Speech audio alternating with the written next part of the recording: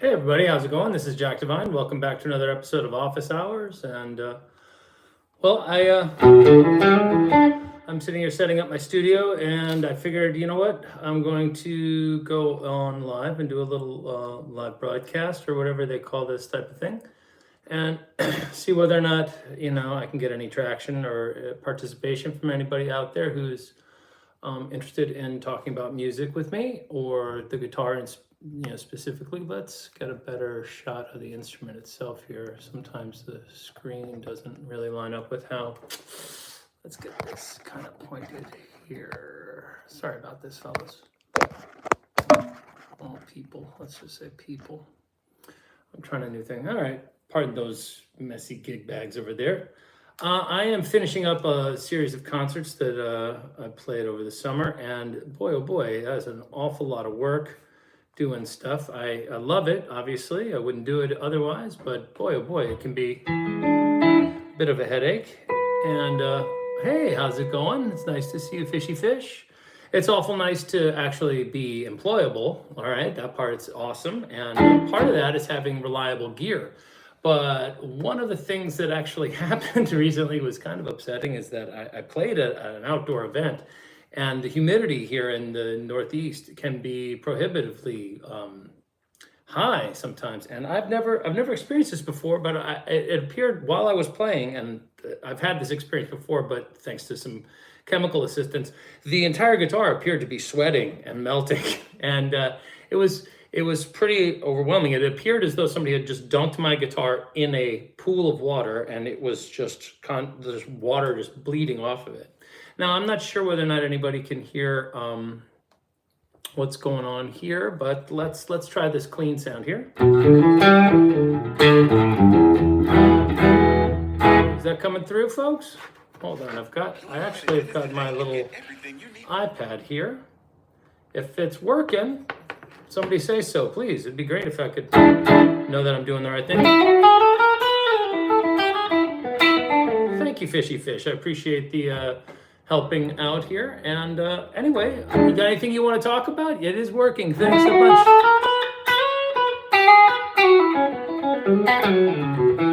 Let's see about this chair, too. I am such an old timer that it is hard for me to imagine what life will be like in a few years when I actually finally understand this stuff. Maybe it's just a matter of degrees here. I think you can see what's going on with the guitar now pretty well. All right, and here's a little gain for your face. All right. So I don't know about you guys, but when I play a lot of psychedelic music for sure. And, one of the things I always make sure, I use a Kemper, which is a digital rig that some of you guys are probably familiar with. But one of the things I always make sure I have available is, there's two things that are always present on every single patch that I make, if possible. And one is the entire sound just gets one click louder or several dB louder, right? Like a boost, regardless of gain. Like it comes after all of my gain. All right, so that way things don't get more distorted, they just get louder. So if I want to take a clean solo, it literally is the exact same signal, just louder, like maybe up to 5 dB, the Kemper will allow me to boost. The other thing that I always have is the ability to make things get really washy, like watch.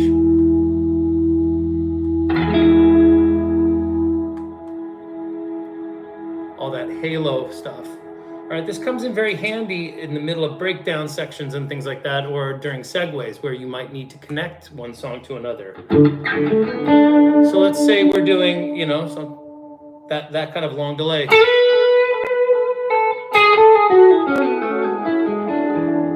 Now it seems like an awful lot probably right now to the casual listener. That seems right like an awful lot of signal.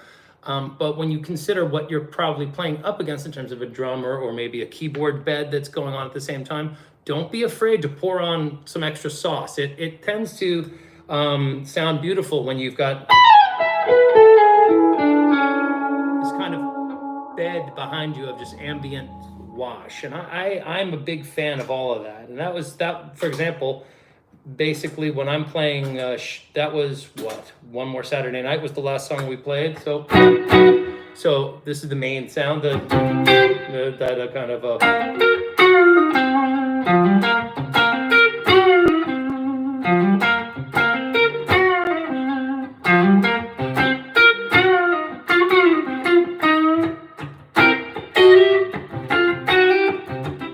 that, or maybe even brighter a little. That middle pickup really helps cut through sometimes. And the louder.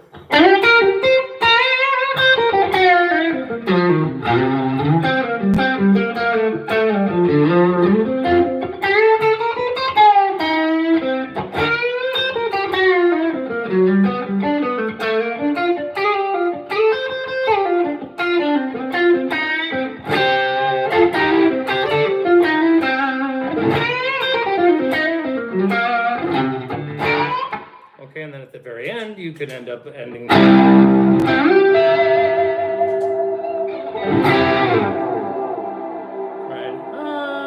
Everybody goes bonkers. Okay, so anyway, wondering if anybody has any questions about anything they've ever heard me say or talk about or cover, or a song in particular that's giving you a hard time, especially obviously if it's within the Grateful Dead catalog.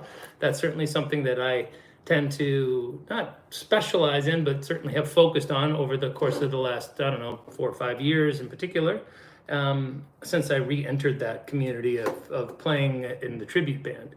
Is that reverb and delay? Yes, absolutely. So I'm using both. Like most of the time, you'll always hear some mixture of, let's say it like here. We've got, this is the sound I use on Samson and Delilah, okay? So that's gonna be like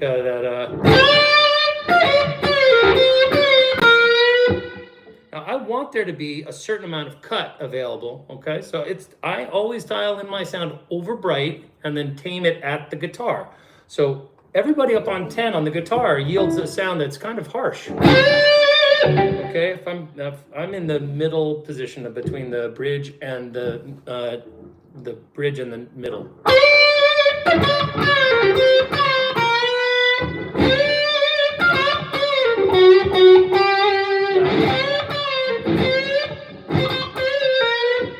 So if we were to isolate the elements that are going on inside of that sound, right?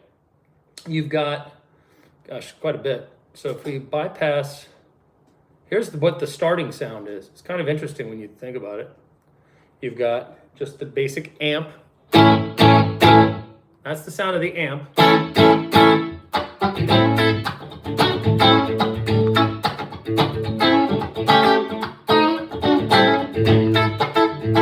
Then I think this is a little compression.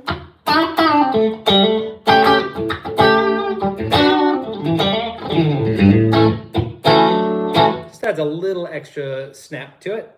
And then here's where things kind of get a little bit more involved. We'll be adding a little EQ to tame the frequency response from the muff. I use a big muff to create this sound. That's the overdrive that we're hearing here. Without the EQ though, it's going to be quite buzzier and with more bass. So you can hear there's a lot more bass. That's definitely more of a, that kind of a, what is it?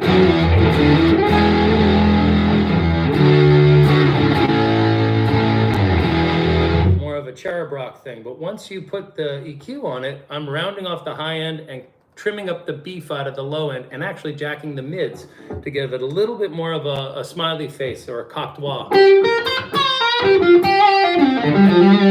little bit more of a vowel sound, and that's something that I chase after when it comes to lead tones. Then here's that reverb you were asking about, Fishy Fish. Quite a bit, probably around 1.6 to 2 seconds worth. The really important part of reverb is just like your amp, you have to control how much bass and how much treble response is coming out. So I opt for usually a darker reverb sound with not a lot of bass content either. So mostly focusing on the mid-range, and I want it to be delayed a little bit, maybe 100 milliseconds, so that the attack of the note is unencumbered by the reverb effect itself. Okay, that initial transient has to punch through, all right? And that's really important for me. Different strokes for different folks. So that's the reverb, and then if I turn that off, you can hear the delay. There's like a little, here, just a very quick. Okay, and then I think I have one more delay. Yeah, so that's going tap, tap, tap, tap, tap. And all that combined with the reverb creates kind of a diffused background wash in addition to the, okay, and that plus the boost. No, I do not always run a compressor with my cleans.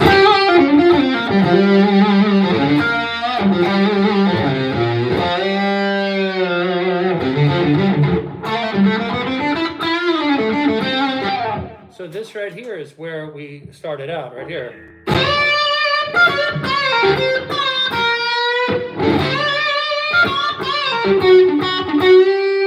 Right?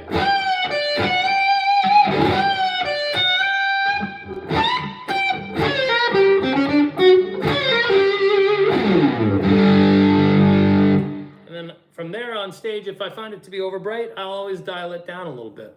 Now, I got a question about envelope followers and auto wahs, and I'll definitely get into that in a minute. Let's just finish talking about this compressor idea. Generally speaking, so when I'm playing Samson, the point of the guitar in Samson is actually to be kind of like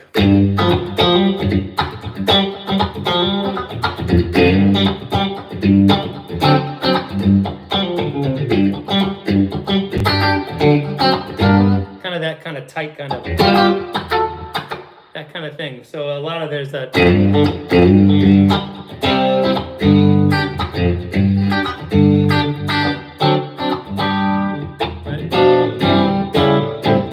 Was it? It's been a while.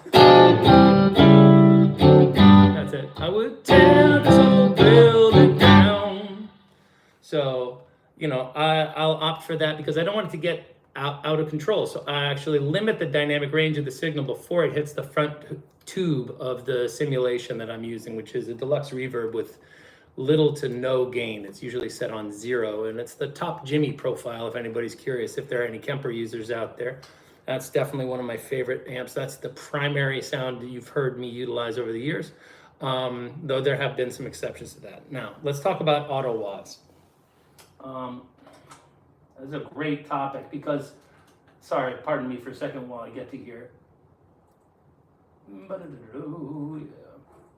So the good news about the Kemper is it actually has the ability to program its own auto wah. Now, I'm not crazy about it.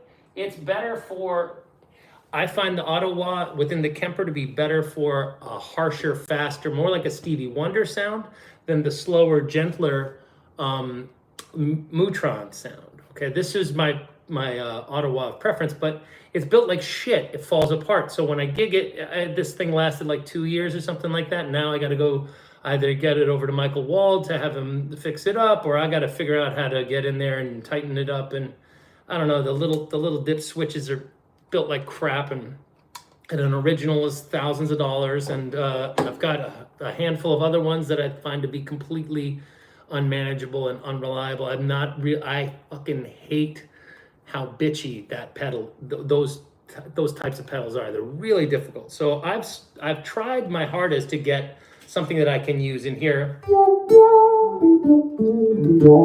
So one of the things that's obviously you know, something that you need to be aware of is how your pickup output is.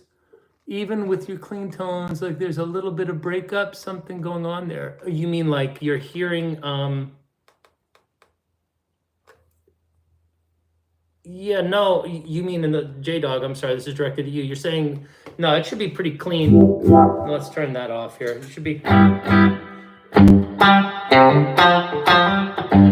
that's pretty clean for sure. So the gain is on 0, whatever you know, whatever that means. It's an arbitrary number based on the. So if I'm hitting too hard, maybe I might be overdriving the mic on the phone or something, maybe. Anyway, let's get back into this auto wah thing. Okay, so this here is built into the Kemper, And so if you examine how the output of your pickups and the tonal signature, like where the resonant peaks are within each of those placements of these pickups, you'll see that like the wah will go. And obviously on the instrument itself, like playing down here is going to be different than if I'm coming up here.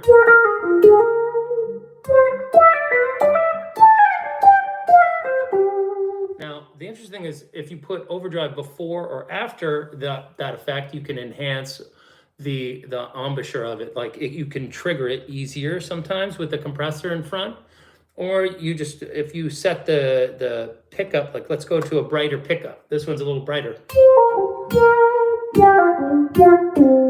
Now, I don't want it to go totally wow.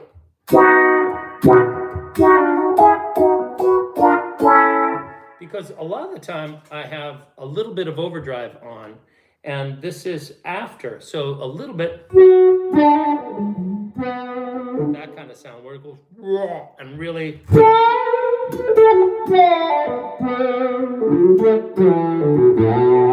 kind of like that, and that's on the middle pickup. If I go to the bridge pickup with the tone all the way up, it's going to be too shrill.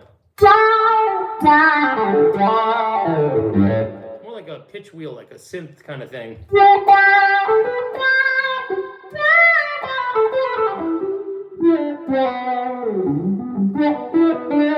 it's nice for that.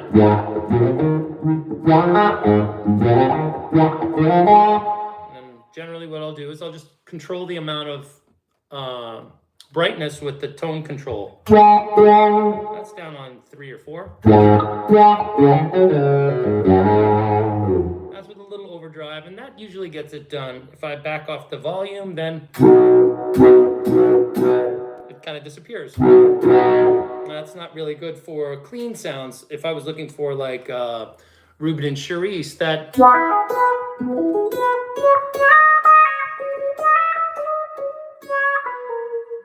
kind of sweeter sound, I'm kind of out of luck with this rig, in my opinion. It's really not my favorite element of the Kemper, but I decided that because my Mutron was kind of acting up and being on the fritz, that the responsible thing to do was make duplicate patches of everything that I used this on.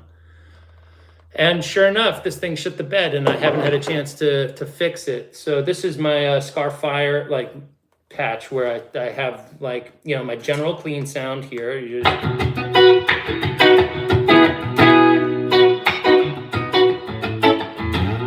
That kind of thing, and then the delay and a little bit of boost for solos.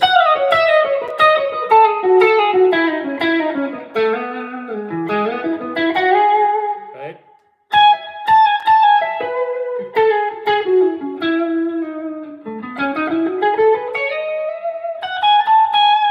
Like that kind of sound. And then when it gets really psychedelic, at the very end, I use this kind of sound. That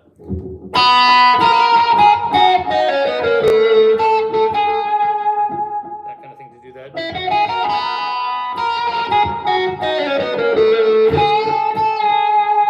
that also comes in handy for all the kind of super space age sounds that I might be looking to do. And that's about it. That's all I'm using on that sound, other than when we go into fire, and then I'm kind of stuck with that kind of sorry, let me get that clean.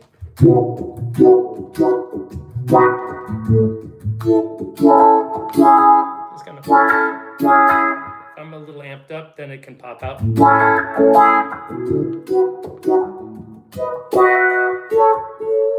So that's about it. And like I said, I'm not super enthralled with what I've found there. And probably one of these days I'll just throw down and get a vintage but reconditioned Mutron 3 and join the ranks of the real men that are out there. Hey, I'm seeing some comments here. Yeah, super. Yeah, Jeff, thank you very much for the question, you know. The Boss version, oh, now is the Boss version the yellow pedal? Is that, Jeff, that's directed at you? It used to be called the dynamic filter. I love that pedal. I lent it to a friend of mine who did a terrible thing. If somebody lends you something, don't you go and then lend it to somebody. No, because now I have no way of getting it back. It's gone off into the cosmos. So I just have to just karmically just let it go and hope that it's created the gray one. I don't know that one. Is it kind of like a bass synth kind of thing? Is that what it looks like? I'm unfamiliar with that product, Jeff. But anyway, yeah, I gotta say they're very twitchy. So if you're having problems, like I own the Neutrino, didn't like that.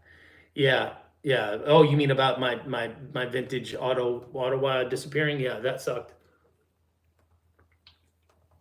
I mean, it's a dear friend. I'm not gonna get upset long term. But I mean, I do have this little doll over here that I'll periodically burn to hopefully teach him a lesson in the afterlife.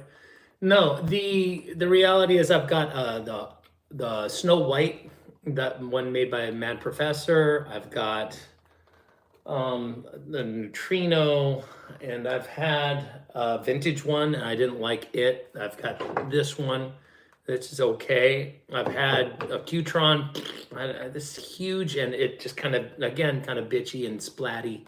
I can never get the syrupy, kind of slow Dynamic Wah AW3. I will definitely take a look at that. Do you like it, or are you having trouble with it yourself?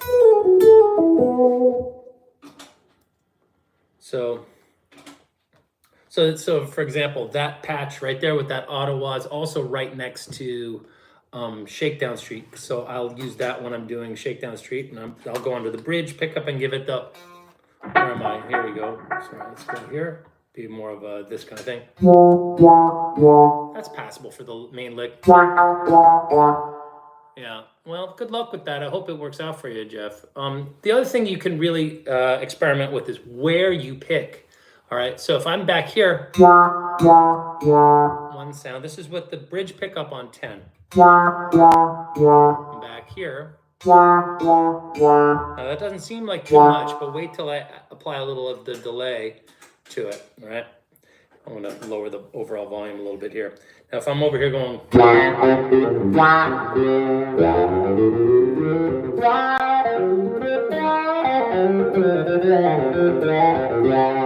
try to do the same thing. You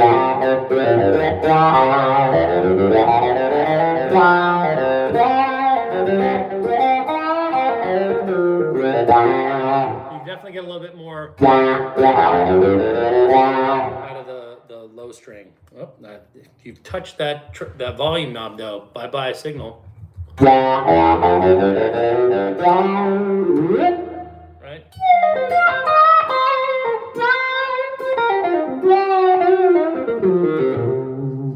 Yeah, I need a little delay personally, but there's usually one or two delays, but again, you roll off the bass so it doesn't get in the way. Ditch it, and then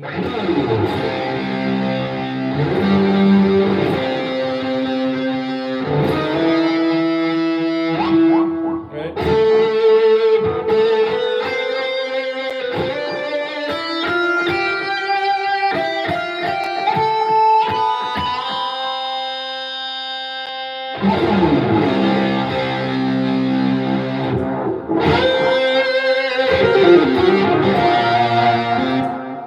Octave. Yeah, 2001. The Zarathustra, something like that, yeah.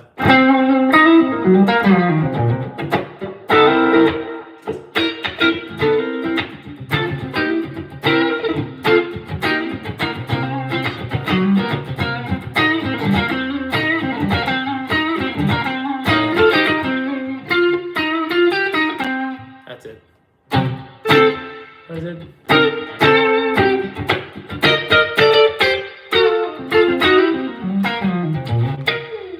So anyway, these kinds of sounds, it's hard to have a rig that kind of can take you through a 4-hour show, but Kemper's been doing an admirable job of outpacing my old pedalboard rig, and certainly it's easier on my back these days.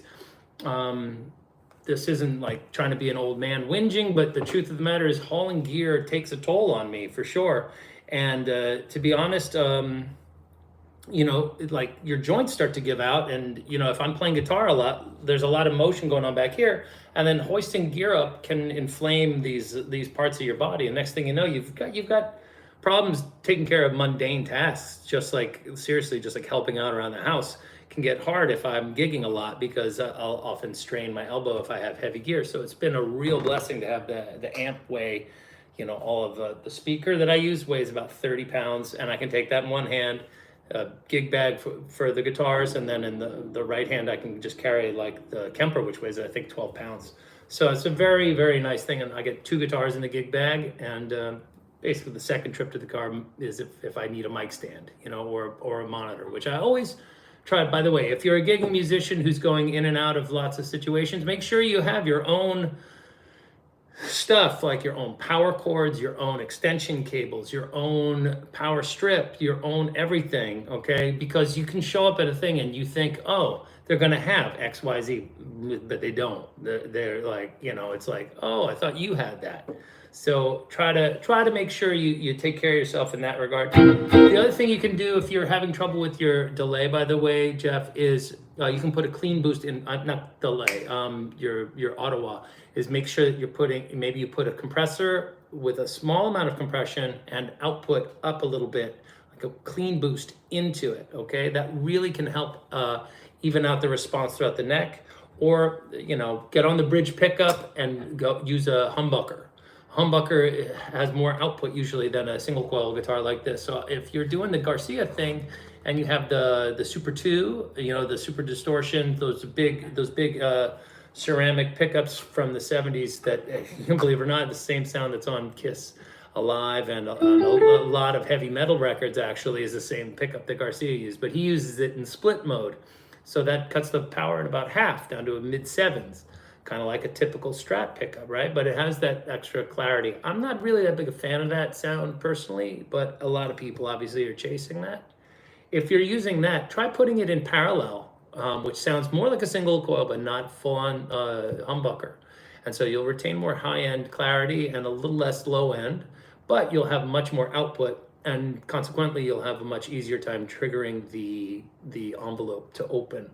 All right, and set it by the high E string up the neck. That's usually a good way to make sure that it opens up. So you want it to be like something like this, where, you know, up in here. Now, granted, that might get a little too bright, but that's what I'm after usually, right?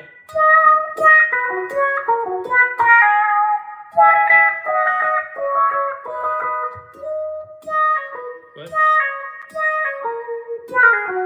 That kind of sound for sure. That's the bridge pickup. If I can, I'll try to get it in here. See, it's not hard. It won't break. It won't break through. So if it's going and never opening, then you got to either change the threshold, like lower it, or create more output or more consistency across your instrument, and that will really help you out with that pedal, which a lot of Grateful Dead players obviously need that sound, and it is particularly twitchy. That's like, it's very, very, very specific to what setting you have, and that's largely the reason why Garcia went with the 2 output system with the loop within. They call it an oboe. Okay, that whole system is very, very intelligent, but it also does remove the ability to do some of the things that I actually love about guitars, is how they behave once you start fucking with the volume knob, like into an old fuzz face or breakup tones that happen when you back off of a more saturated sound. You're never going to get those sounds because, you know, the interaction with like an Octavia, for example, or a fuzz face, those things, they can't happen because the volume is purely level. It's not controlling, it's post effects level. It's kind of like just a fader. It's not actually altering the signal that the input of those effects sees, if that makes any sense. All right, now how about tunes? Anybody got any questions about any songs or anything like that? Anybody playing anything or technique that they're curious about, or things that they've heard me mumble maybe 10,000 times, depending on how much caffeine I've had that morning? You know, there's a few folks out there that, you know, that are consistently watching. Let's get a little bit more of that.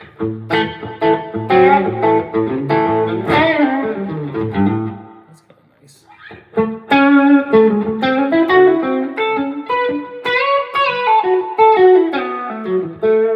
Boogie on Reggae Woman. Yeah, that's a great song, isn't it? Me and Bobby McGee. Okay, I like all these. Okay, let's talk about me and Bobby McGee. All right. Me and Bobby McGee, we got to just, if we're going to think about it, right, this is one of the best songs, in my opinion, for aspiring players to learn, because you get to play into the 5 chord. So let's take a little look at that. Let's clean this up. So 1, 2, 3, 4, 1, 2. Posted flat and pattern. No, let's get a longer loop. Sorry, the Kemper, you may know or may not know, sucks when it comes to looping. So basically D, A, and G, okay, right? And then we've got a little, right, but I don't think we're going to be doing too much of that. 1, 2, 3. Busted flat in Baton Rouge and waiting for a train. Feeling nearly faded, going to the 5 of my jeans. Bobby flagged a diesel down just before it rained. Took us all the way to New Orleans. And I took my harpoon out of a dirty red bandana. I was going to 7, right? G, that's the 4. Them windshield wipers slapping time, Bobby clapping hands, we finally sang the every song that tried for you. Okay, so that's as long as the looper will go.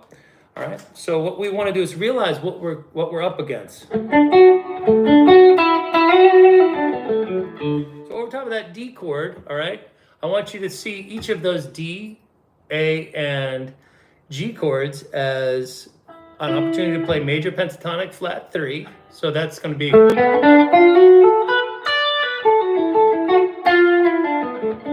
over top of the D, right? All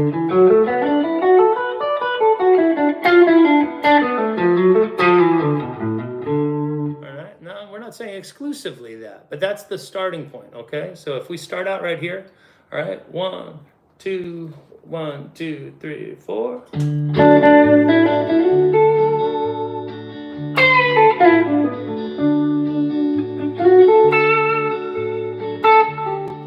A.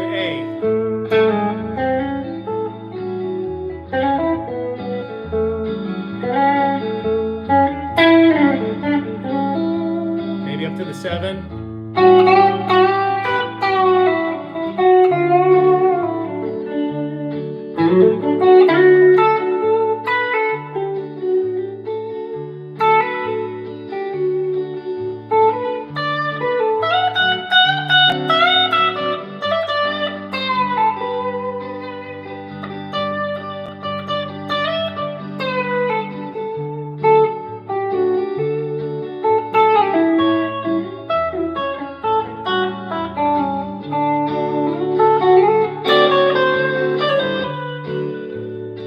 And at that point, the loop starts over again, but the song actually keeps going on into the freedom's just another word. So all I'm really looking at over these 2 chords is A, the melody, and then from the scales that I have at my disposal, I'm thinking over the D chord, over top of the A chord, with a little bit of opportunity to hit the G note, the 7, the flat 7. Because it's the 5 chord. The 5 chord is a dominant sound, right? But if you come right in on it, you're gonna probably toughen it up a little bit too much for my taste. So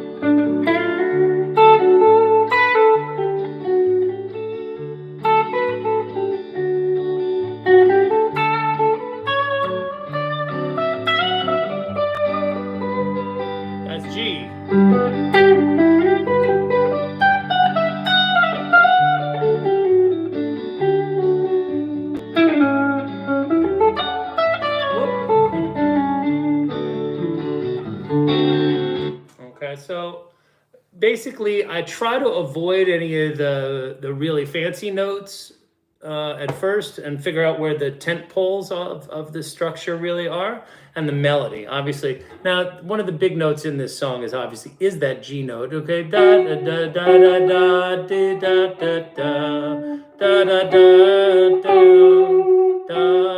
da. I actually have a hard time not playing the solo off of Skull and Roses, which was one of my childhood favorite albums, and I've heard that song. And my mom was a huge Janis fan, so when I found the Grateful Dead and fell in love with that sound, and then I saw that that song was on that record, I immediately gravitated towards it, and I've been singing that since I was probably 12 or 13 years old, trying to ape those licks. There's a couple that are really great in there. Okay. So if you're interested in, sounds amazing, inspiring to me to learn yet another tune. Yeah, I know, it's funny, right? I always thought that was a Janis Joplin song, right? And then I realized, oh, it said Chris Christopherson. I was like, the guy from Truckin', or like the CB, like, I think he was like a movie star when I was a kid. He had transitioned from, he was in like the original version of A Star Is Born. So the remake with Bradley Cooper and Lady Gaga was Barbra Streisand and him, actually, as the drunk guy who kind of becomes abusive. Anyway, Chris has obviously I think he's odd, but if I'm not mistaken, I think he's a Rhodes Scholar as well. He's like a very, very interesting cat. So let's take a look at some of those ideas, right? Right. So I'm playing around this, that kind of sound.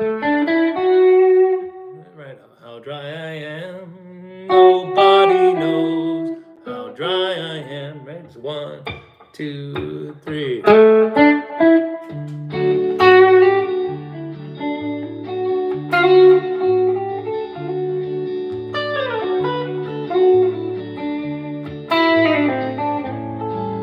Okay, now I'm into the A chord, right?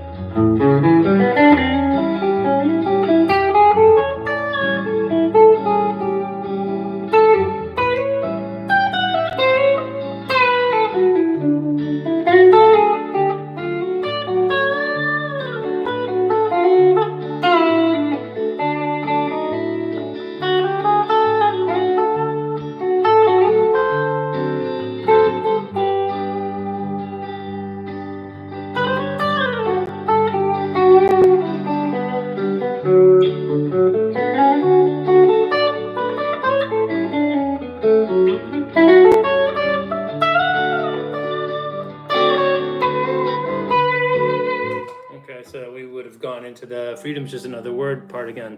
So the idea really is to learn some of the tropes, these kind of that kind of way of implying, and now I'm going to the flat 7. All right, so try playing simple melodies over top of a simple song.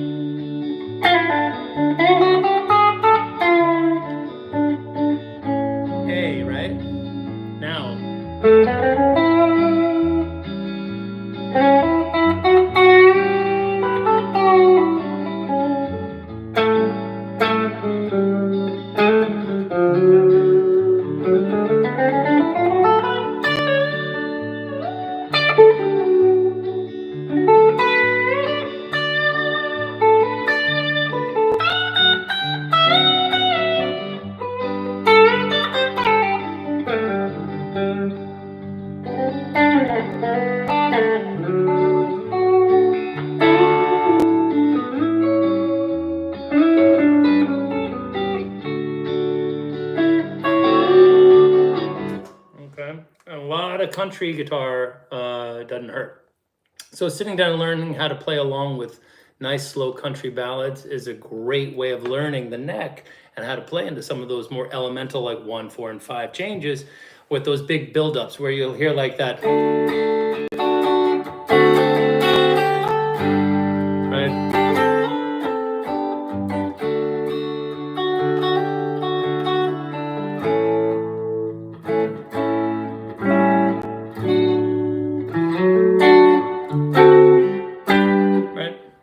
Understanding where those triads are and those arpeggio shapes, they really help. And then a couple of those little licks, those like little, okay.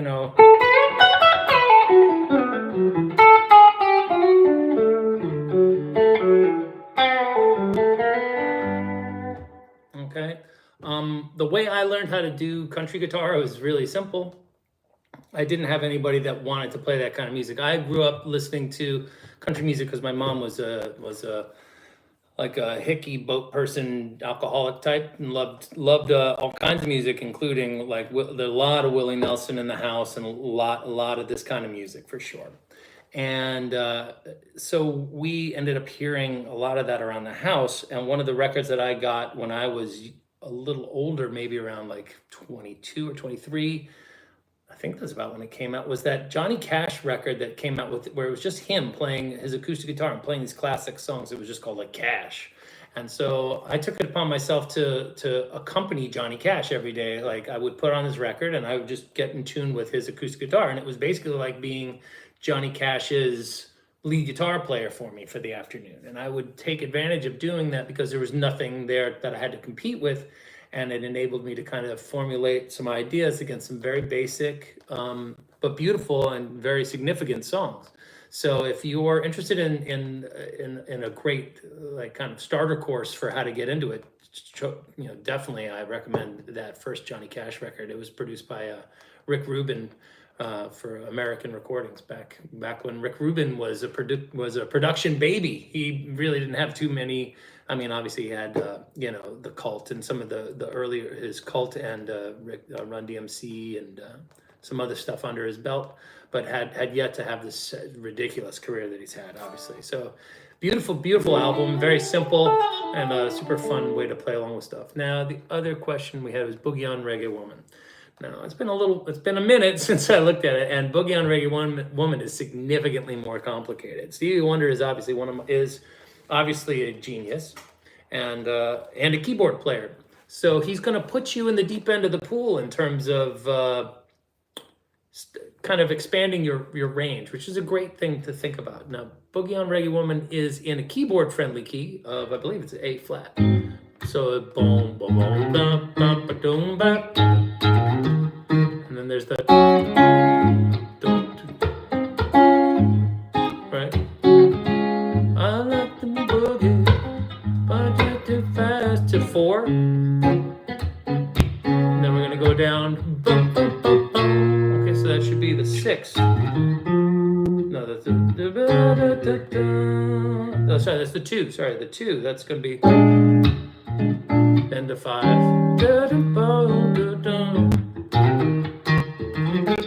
Right? So that's the verse. You got that 1, 2, 3.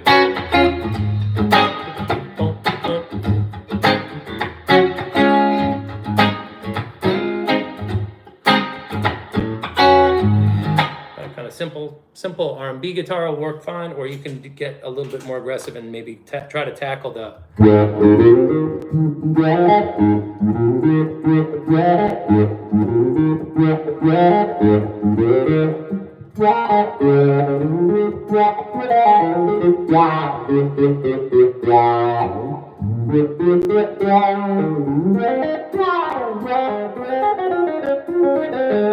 Okay, now give me a second to figure out that next little part, which is very impressive. Boogie on Reggae Woman. Okay, so boogie on Reggae. That's it. Okay, so we're going from the B flat dominant 7 to an F sharp flat to F up to the 2 chord again. Those are the chords that are happening under Boogie on Reggae Woman. Then we're going up to the minor 3. Sorry, what would that be? That would be Boogie on Reggae Woman. What is wrong with you? F sharp. Boogie on Reggae Woman. What is that? That would be Boogie on Reggae Woman. So that's going to skip the flat 2 and come up like that. So let's do the chorus, okay? Boogie on Reggae Woman, 2, 3, 4, C sharp. What's wrong F sharp, 1, 2, 3, 4. Boogie on reggae, 1, 2, 3, and now back to. I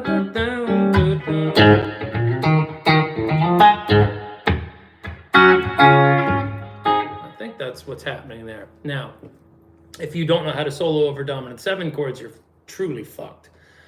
So let's talk a little bit about the dominant 7th chord as a concept. And with that knowledge, hopefully you'll be able to spring out and actually explore a little bit more creatively, okay? So over top of this,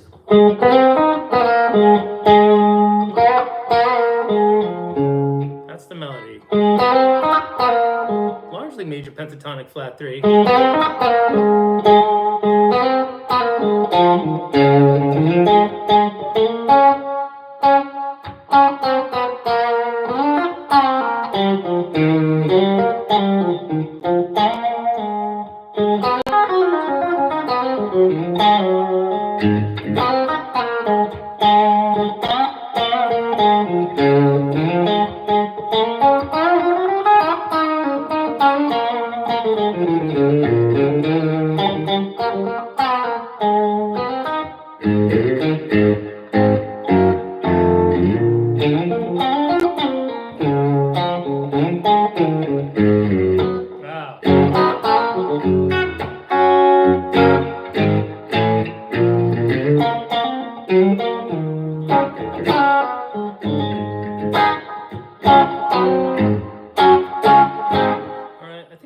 Does a cover of this that's kind of good if you like a jammy guitar solo over top of it.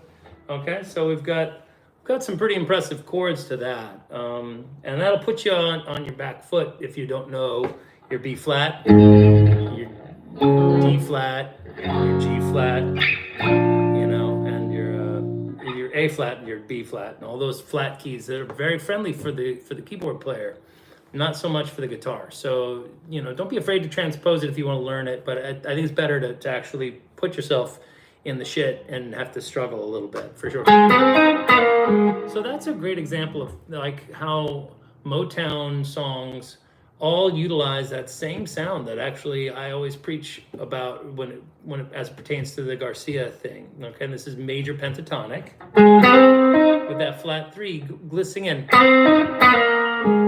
and out of the 3 and out of itself into the 2.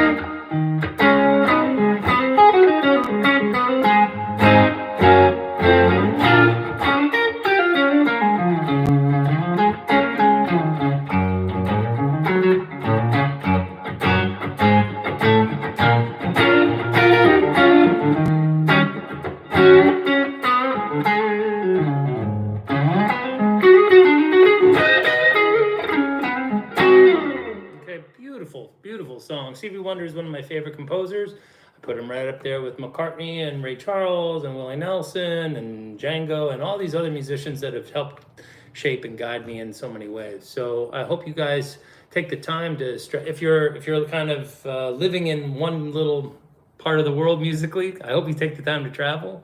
It's really one of the best things you can do for yourself. Learn a couple of tunes, like go learn a couple of Hank Williams songs and learn a little bit about how like country music, or learn a couple of bluegrass heads. Some of the best thing I ever did was stretching out and learning how to play acoustic music. Five fucking years. I didn't touch an electric guitar. Just sat down and played a bunch of bluegrass. And probably one of the best things I ever did for my right hand picking approach. Not in terms of like speed. I mean, it definitely helped with that, but mainly about deliberation. That's one of the things that I think a lot of players overlook, is how important it is to sound like you know what you're doing. It's one of these kinds of issues that you can have where you're meandering a little bit. You're kind of like, oh, it's out of this, so I'll just come up and down the scale.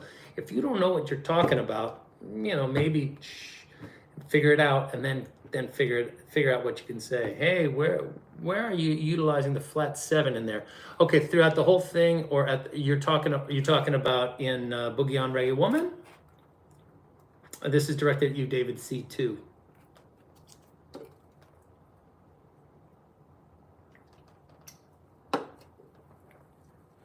All right. Well, I'm going to answer. Yeah. Okay, great. Thank you for answering and clarifying. Okay, let's go slowly through it, because all right, that's the other thing. Here I am whizzing through it, and I'm not trying to show off. I'm just trying to cover a lot of ground.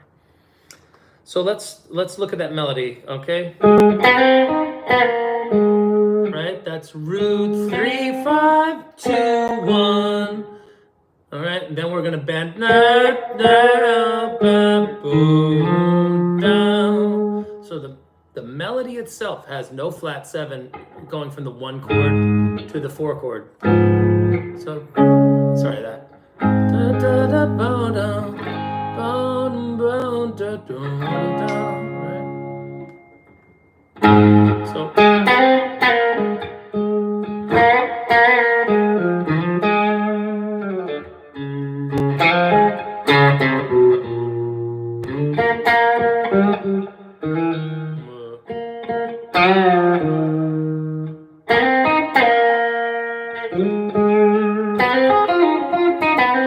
So that's all avoiding flat 7s. Now, can we add them? Of course. Let's add it like the way we would in a blues, where we would go.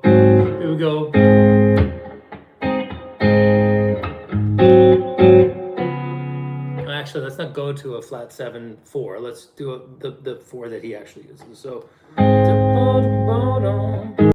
you're too fast for. See, he doesn't sing. He doesn't play that note, right? So that 6 is a little bit more prevalent there, okay? But when we come down here, we're doing that, right? And then here, that's definitely, and then again. Again, so those are all dominant 7 chords in there, but the 1 to 4 is mainly that happy Motowny sound, is my understanding.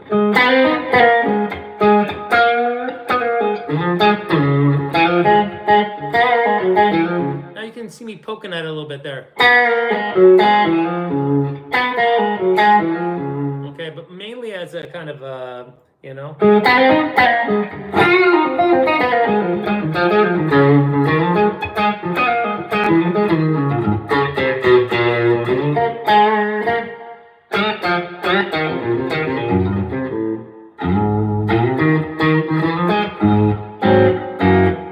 right?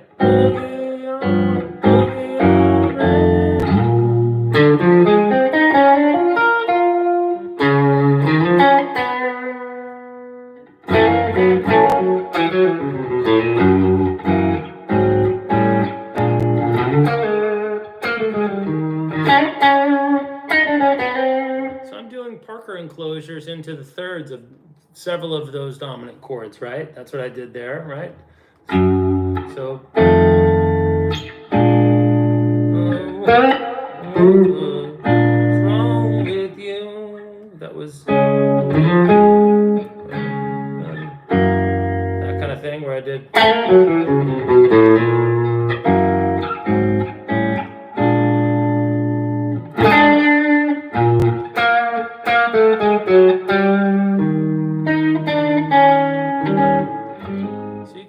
It like that. I would probably avoid it over the main melody, though. I think that's just too sweet to.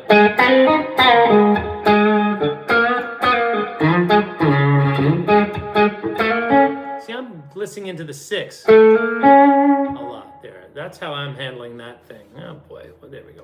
So, da da da da da.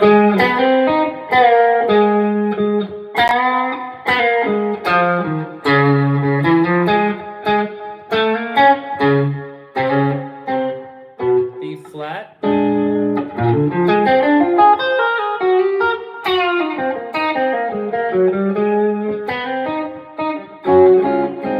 So whenever you hear that, I guess you can give that flat 7 in there, but generally speaking, I'm not really leaning on it too heavily. All right, I kind of prefer that sweetness of the 6. All right. Yeah, it sounds like it comes in more at the end of the progression and gets a little bit more edge to it. Yep, that's right. So don't be afraid to trust your ears, even if you're playing over a dominant chord and the melody is hammering the 6 against it. That's called a 13th, right? We're familiar with that sound. Let's get out of B flat and G flat or whatever the hell we're A flat, right? If we're looking at chords like this, flat 7 there, okay, or a 6th like that, but like, right, people see it as the 7th and the low, and then very rarely do I hear anybody call this a 13th. All right, even though that is, right?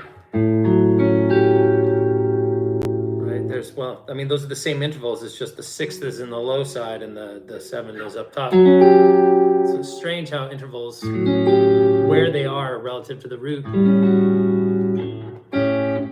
Like the sharp 9 chord, if we hear it like this, that sounds really nice with the major 3rd beneath and the minor 3rd up top. But if we ever go minor 3rd in the bass and the major 3rd down there, we get this sound. That's really tense, okay? So careful what you wish for. Sometimes they're not all notes are not equal depending on where you are within the register. But if we're talking about playing over dominant chords, yeah, it's important to have a good foundation in blues, for sure. I did not have that growing up. I was more of a metal kid, and I had a friend who, thank God, he was patient and somewhat respectful of my abilities as like a little kind of Van Halen-y kid who was into the Edge and all that shit. I liked more modern music than traditional music, even though I had been exposed to a great deal of it. I didn't want to do that stuff. I was kind of caught up in the swept up in the wave of Eddie Van Halen, without a doubt, and he was definitely my biggest influence as a child. Even though I liked all the classic rock that we had going around the house, from a guitar perspective, I thought Van Halen was like the shit. And my friend Brian, he's a professional musician, and this is what it always was. It's just usually you guys are seeing me face the other direction, Alan. This is how that's how I usually teach you. So yeah. No, this is the same as it ever was. So the idea with Brian, my friend, was that he was like raised in listening to so much blues and B.B. King and Ray Charles and stuff like that, that he had an understanding of the American blues sound. And I mean, I must have been even as old as 18, 19, 20, like I didn't quite understand what was going on with like playing over an A chord and going, like I just didn't understand. How are you, that's a wrong note. Why are we we go that, or I would go, you said it's a major, yeah, it's A major, so I would go, sorry. I was like, why does that sound so stupid? And when he played, he was doing all these intuitive blues moves, and it really made me kind of envious of his. And he also had great rhythm and great attack, and he was just spectacular. And anyway, if you ever get a chance, I don't think he plays that style of music anymore. It's not sad, but it's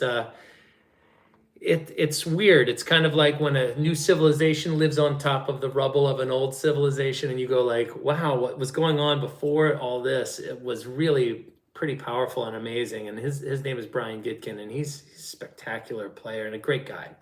I've kind of I mean, he and I are still friends, but we don't hang out like we used to. We used to, like, I think, learn a lot from one another. But certainly, I walked away playing like him. He did not walk away playing like me. I tell you that. He had his shit together way sooner than me. All right, what did we say? I was messing around with the Slayer song yesterday. Yep, That's cool. I mean, without metal, I would have never been able to.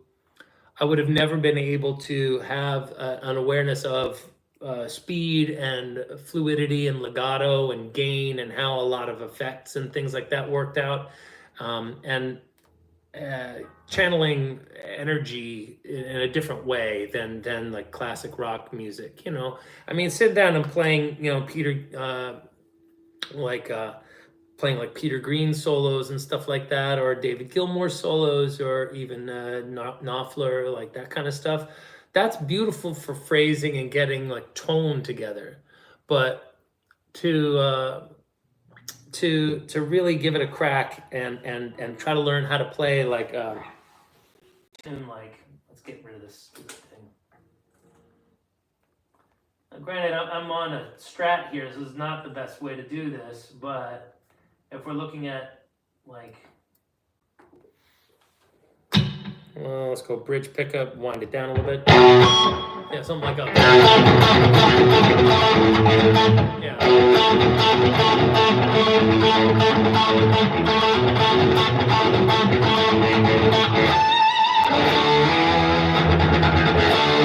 What is it? You got that. It's a really great tune, Hang 'em High off of Diver Down. That's great. Or you got that.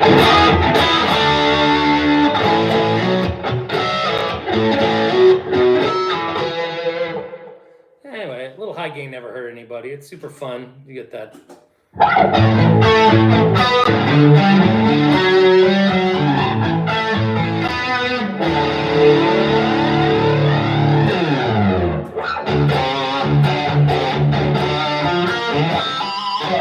Anyway, I used to like that stuff a lot.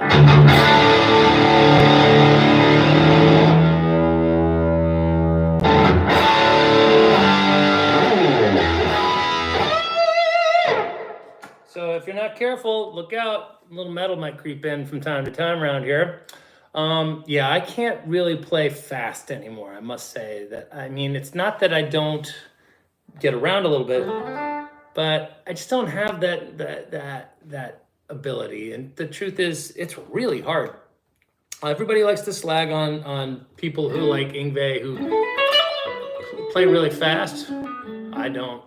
I view it as something that I would apply those powers in a different manner, but I would certainly never think to be critical of the time and effort and energy and the power with which he pulls it off. He's incredible. So mega respect to the Swede. Okay, so anyway. So I'm not sure if anybody has any questions about how I set up guitars or how I handle stuff, but most of my gear is pretty standard and stock. The Strat I definitely have set up to function more like a telly in terms of its bridge. It doesn't move, so you get that,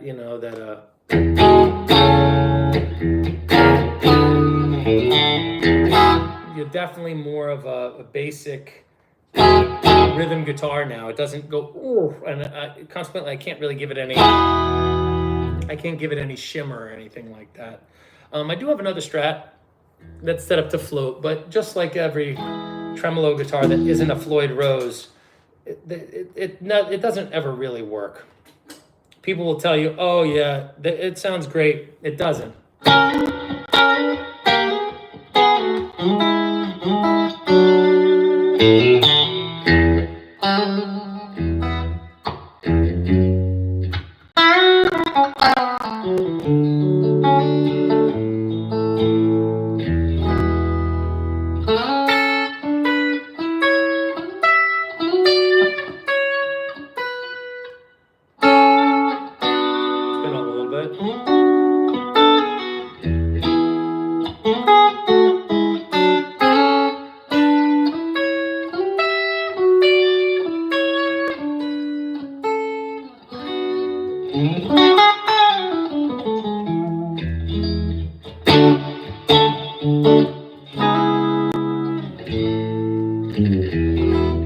Anyway, guys,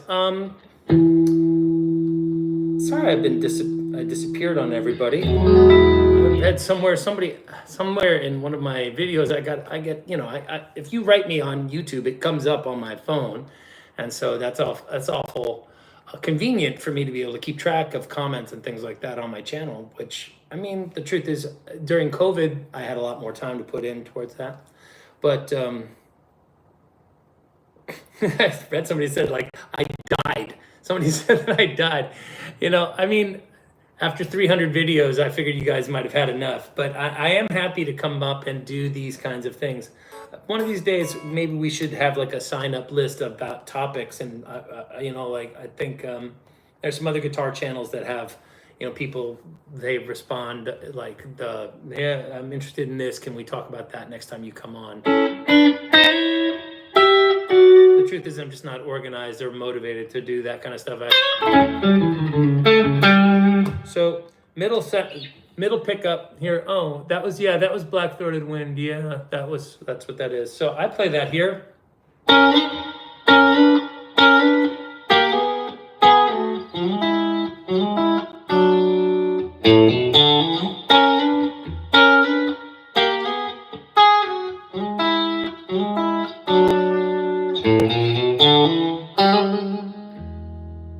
Up to F sharp.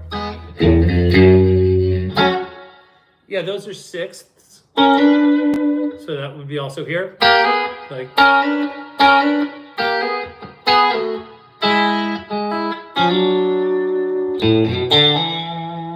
Okay. Dragging me down. Running around. So F sharp. D, A, D.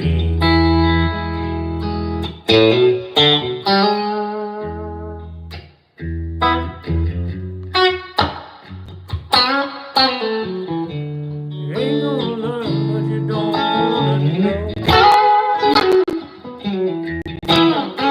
So up again, 6. That's up the A chord, A7.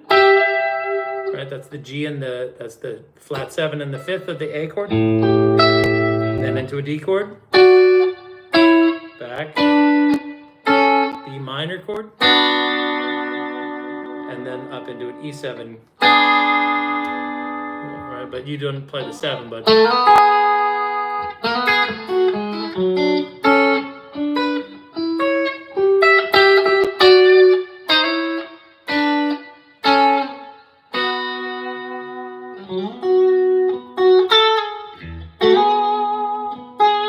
That weird timing that black-throated wind keeps on pouring in where the world is like it could almost be new. Oh, Mother American night. Here comes the light. It must be an A chord. Here comes the light. There. Right? Turning around, that's what I'm gonna do.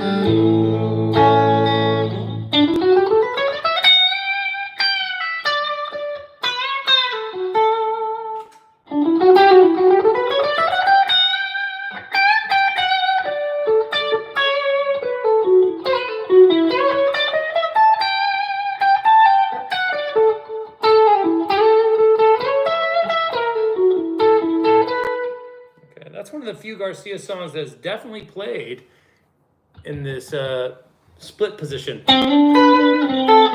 Okay, that and Mr. Charlie, right?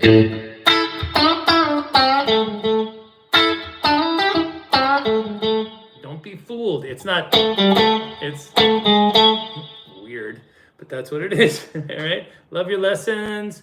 Thanks for doing this. Bummed that I just tuned in. Whatever, it's recorded. It'll be posted live. You can definitely go back and, I mean, it's recorded, so you can always go back. If you got a question, Scott, let me know what's up. What are you up to, man? That super bright chimey sound is something that only happens on my guitar when I crank up the treble pickup all the way to the tone. New viewer, I'm just curious about the practice you've done to get fluid with Nice applications in theory. I'm trying to learn triads everywhere. That's a good start. My solos kind of fall back into the mode shapes a lot. Not the end of the world. You know, 99% of all problems are solved by spending time seated with one of these things tucked under your arm and not responding to the outside world, right? I'm just saying as far as your playing is concerned. Now you will go around and around in circles for a little bit and then you'll have breakthroughs. So don't get discouraged or dispirited when you sound the same for a while. But the way that I would look at it is learning songs and having musical big brothers or whatever, older siblings, people that are more experienced than you who are generous enough with their time to share with you. It's probably the single greatest thing that ever happened to me. I already mentioned one of them and I've got handfuls of them. All right. I've made damn sure to respect them along the way. And I've tried to keep them close to my heart throughout I've been playing music for 44 years now. Yeah. Wow. So, and I'd like to think that I've done right by the world in terms of the amount of energy that I've put back into teaching and shining light on the subjects that I can actually opine on with some measure of clarity. Okay, so how did I do it? Repetition, obsessive compulsive disorder is the best way I could describe it. So when you sit down and you look at, this is giving me an idea. Let's just say we're doing deep Elm blues, okay? And you want to learn how to go, let's do 1, 2, 3.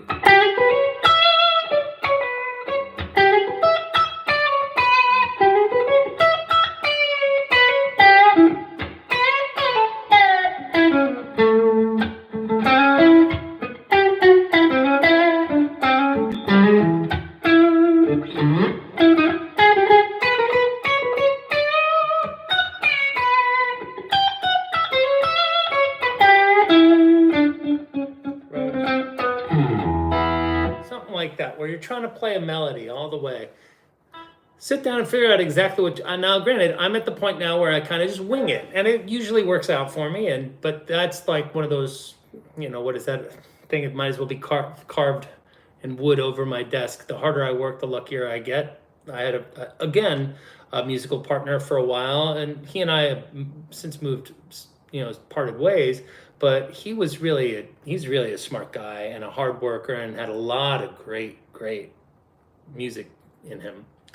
And John had he had a plaque that said something like, it was his last name, is like ancient blank proverb, and it said, the harder I work, the luckier I get. And I always remembered looking over at that and thinking, that's true. Like taking the time to sit down and figure out something in a very deliberate manner can often be the difference between like playing something with clarity and precision that isn't present in the moment of inspiration unless you have that prep. You need to have it past the point of like, I understand what I'm supposed to do, to the point where I can't do it any other way. I've just done it thousands and thousands of times. So like that little lick where I went, right? Where I was coming up into the 5 chord. That was me going ba-ba-doo, ba-ba-doo, ba-ba-doo, ba-ba-doo.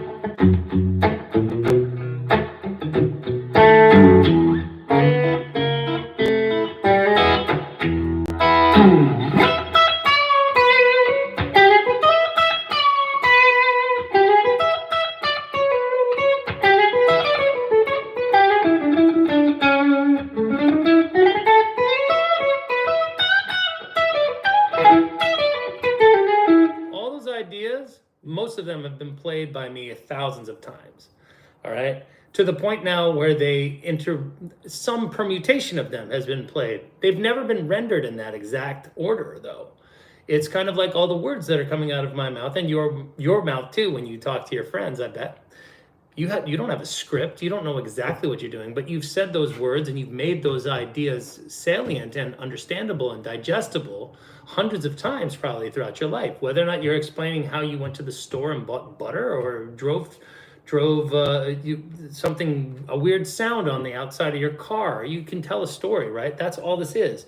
And if you start with blues in particular, I think that that's a great way to learn. Or you start with a song that has a very distinct melody, all right? Or even if it's something like, right? Right?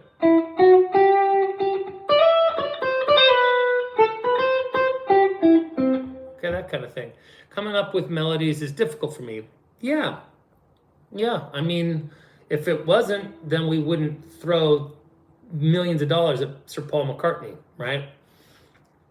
Inventing real new melodies is an incredible thing. However, I don't do that. I don't invent new melodies. I want to be very, very clear about what I think about myself. I think I'm a very capable craftsman with this. Am I an artist in the way that I create anything unique or that's exclusively mine? Absolutely no. I am standing 100% on the shoulders of people whose music I adore and have figured out how to create a semi-interesting hybrid of those people, like sort of an amalgamation of my heroes. And I find it entertaining to do and to listen to and everything like that. But I can seriously follow all those ideas of mine basically back to the point of origin. And oddly enough, a lot of those ideas, they're very purpose built. So like there are ideas that I've figured out, like, oh, at this point in this song, that's when I could bust out this idea. I'll work on it and I'll create like a specific tool that services that need in the song.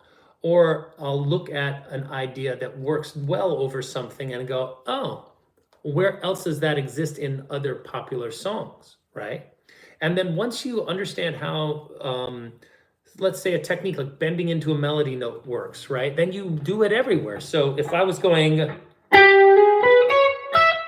and instead of going, I could go.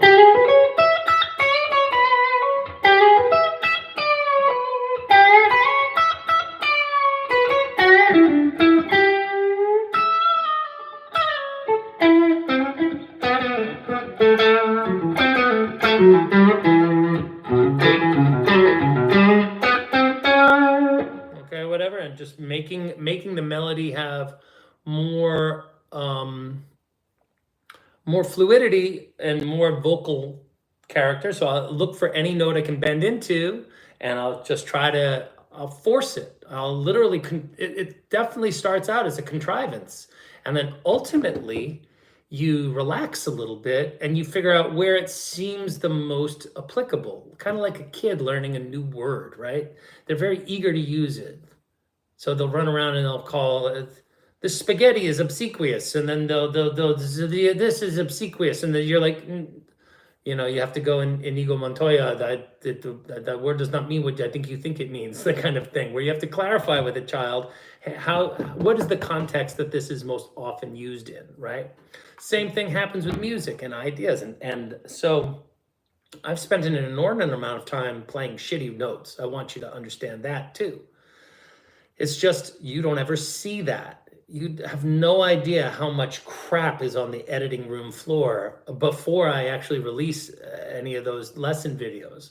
All right, so I just saw mention something about the Althea lesson I did a while back. Where's that? Maybe this will update here. Coming up with melodies different from me unless I have a song that I'm thinking of. Well, that's what you want to do. You want to come up with songs. You want to find songs that have a melody. So like the one that I always dwell on is Second That Emotion by Smokey Robinson and the Miracles. Okay, so basically, maybe you want to give me kisses sweet, only for one night with no repeat. Maybe you think. Seems simple enough, right? But if you bend into it, right?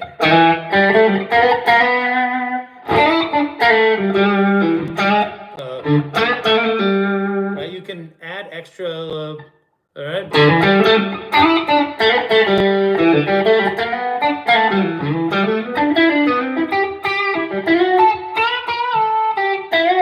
Right, none at all. Oh, little darling.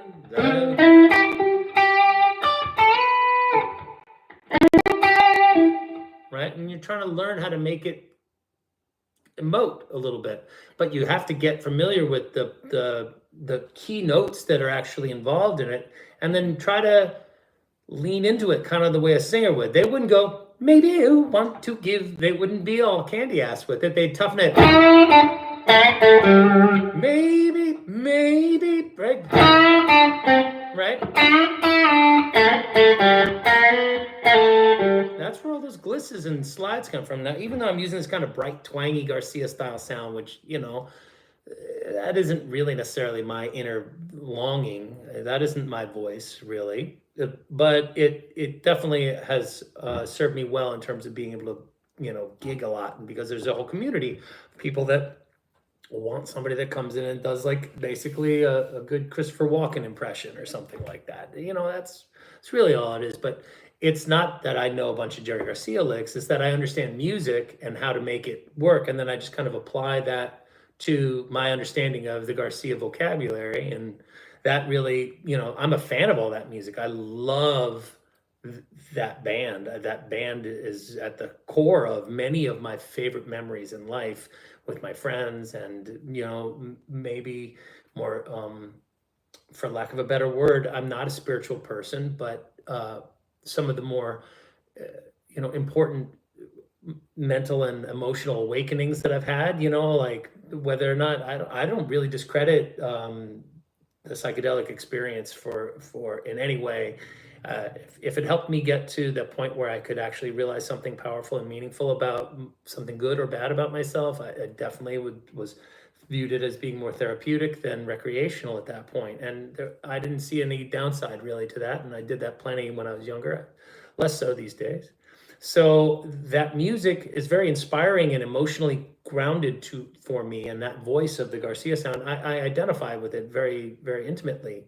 But on the same token, I understand it's not mine. That's me doing an impression. So over the years, I've kind of come up with my own version of it, and I enjoy doing it for people. So I saw your cover of Althea, and something I watched and went, yeah, I've got a lot of work to do. You find melodies through different notes very well. Haven't played with a lot of minor stuff yet. I grew up playing more minor music, for sure, like hard rock, and like if we were at a beat playing like, right, and then I learned, if I go, I'm playing over top, I can play over an F sharp major chord. That kind of sound. I remember learning harmonic minor, and then I remembered learning, I'm not like 40 years ago, I'm talking like 20 years ago, I figured out like, if I'm playing B minor and I'm going to this, that means I'm going to want to go and use that raised sixth, that Dorian sound. I was a slow learner. All right, I just was fortunate enough to start early and have nothing else going on in my life. I was not terribly, I played some sports as a kid, but not a lot. And I went to a boarding school, so there wasn't that many girls to chase. And I was kind of smart enough to bullshit my way through most of my classes and get like a B or a B plus. So I had plenty of time to just sit around and noodle. And so I did a lot of that. And consequently, I got good at guitar because the world asked very little of me as a youngster. And then as I got older, I was fortunate enough to get involved in the musical community, where I was rewarded for the abilities that I was able to develop during that. Now, going to college was probably not the most important thing, other than learning social skills and having, again, kind of an incubator period for me to learn how to do engineering and production, which has obviously served me well as well. That was one of the best things for me in terms of doing ethnomusicology and getting smarter. I definitely got smarter at college. But you got to learn slowly. This is a very, very slow process, unfortunately. So if you're buying green bananas late in life, it's going to take a while for you for those ideas to ripen. And that's why I would encourage you to, if you're feeling dispirited with your progress, get your you're gonna have to outsource either, or make friends with somebody who's a local with you, who cares about you somehow and can share their knowledge with you, because it's not gonna just land in your lap. You're gonna have to screw around a lot. Can I talk about what typical private lesson with me looks like? It's not atypical to this, other than there's only one person asking questions. Depending on the goals of the student, then I would say that, I try to tailor the information. I try to guide it towards something that I know is consumable within an hour. That I like to consolidate topics so that they're in a 1 hour lesson, which I encourage every one of my students to record and upload to YouTube, so they don't have to worry about, if let's say they study with me every week for 6 months, that would be like 26 hours worth of tutelage. That's an awful lot. All right, now if your computer goes down and you haven't backed it up to a cloud, that'll suck. But even more so, it'll bog down any system to have that much media recorded. So I utilize YouTube all the time, and the best thing about YouTube is it has the ability to slow down and play back stuff. And if you use, I'm going to plug it again, the old Vidami, if you use that, you can really get at a lot of information, which I wouldn't have to sit there and go like that. I would be able to go, and then you could slow it down and figure out what is exactly going on there. If I'm trying to show you the sound of the major, granted, I'm happy to play it slow too. All right. Do I give private lessons in person? Yes, I do, but they tend to take up they take up a different amount of time. You get less lesson for your buck, if you ask me, because there's all the setup and BS that has to happen before it. I do have a very capable place where, tons, like way too much gear, but you have to get out before the end of the hour, because I probably will have somebody starting right on the hour. And Zoom lessons have done one thing. They've made everybody very punctual about what time their shit starts. So if somebody's paying me $100 an hour for a lesson and they're dialing in and they've only got an hour, you bet your ass I'm definitely trying my hardest to be there right on time. Sometimes I have to wrap up a lesson, and that can take some time to pop over and that kind of thing. But so what a typical private lesson with me, Black Dow, would look like would be, let's say that you said, I want to learn how to play guitar like I heard on Blue Sky. I would sit down and ask you some questions about what your understanding of what you think it is already, and see where you're already at, right? If your fundamentals are way out to lunch, then I'm not here to tell you can't have what you want. I'm here to tell you that the path towards it will involve multiple other steps, and we can fight all those battles at once together. But it's kind of like, if I'm a golf pro and your short game sucks and your irons suck, but your drive is pretty good, or you understand the mechanics of actually hitting a golf ball, well, that's one thing. But if you haven't actually put in the time to actually have some fundamental skills, we're going to have to kind of put a pin in the initial goal and funnel, I use that word a lot, funnel our fundamentals and rudimentary stuff towards that goal. So there might be some background like work where in order to do that, you're going to have to learn how to go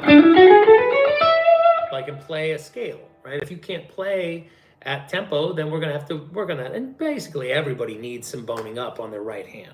So I have a handful of exercises that every one of my students is probably very frustrated with me for sharing with them already. They're probably sick and tired of me telling them to go back to the drawing board. But I love those guys. They've kept me energized and feeling happy and like I have a purpose in a musical community. I definitely make a meaningful connection, I think, with almost all of my students, and I'm very available. I study with them for that hour. I teach them everything I can. We record it, and then I ask that they make not mental notes, but actual notes, and then import those notes into the comment section of their YouTube. And not share it with the world, just private sharing. And that way, when they come back to it, like in 6 months, they have a annotated list of all the timestamps of the different subject matters that are contained in there. Because if, like, let's go back to that example. If you took 26 lessons from me and you're like, oh, which one of these is the one where he talks about fire on the mountain? You're fucked if you can't look at your table of contents and go, here's Jack explaining fire on the mountain. So you need to do some homework, some labeling on your end. Then usually I expect some sort of practice email, like a progress email, not an email, a text. Most of my, 99.9% of all communication, once we become, we engage in a professional relationship, will be handled through text. And you'd send me links to videos of you practicing that which we discussed, and I would give you notes, much the same way like right now, if you were sitting here talking about, like if I played this lick to you, and I went, like a Hendrix idea, and you kept doing it and failing, if you can give me the right angle, I can show you what's happening and tell you what you need to do is hold it up there, and then rock your finger a little bit, and then grab it with that and pull it back.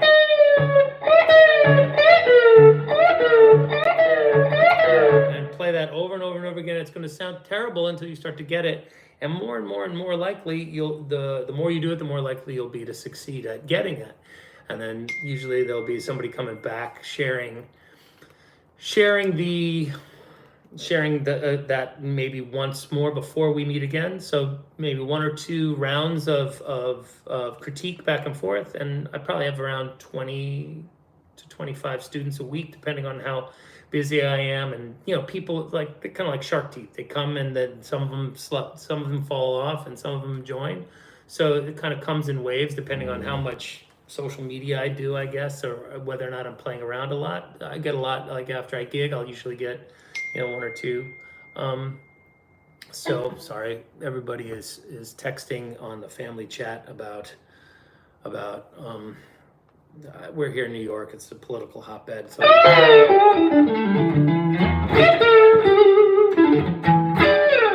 right.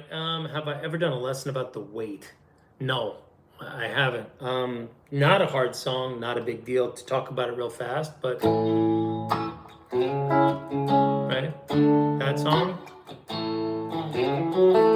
I have played it once. I played it. We were hired to do a retirement party, and the guest of honor, their chief of staff asked at one of these big New York banks, contacted me and asked whether or not the guest of honor could join us for a song after he gave a toast to everybody. It was his going away party. And of course, I said yes, because it's his show. Sure, it's his party, so why not? So I brought an extra guitar for him, and actually he just played this guitar and I just played that guitar, and we brought an extra amp for him. So good song, out of A usually, right? So you end up with that kind of thing, right?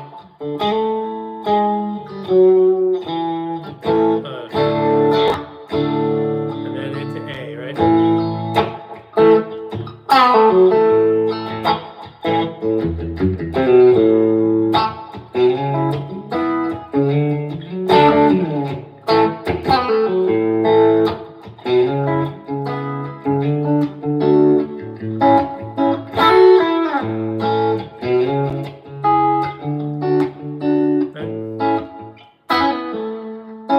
That's it. And then take a load for free. Take a load, Fanny. Put the load right on me.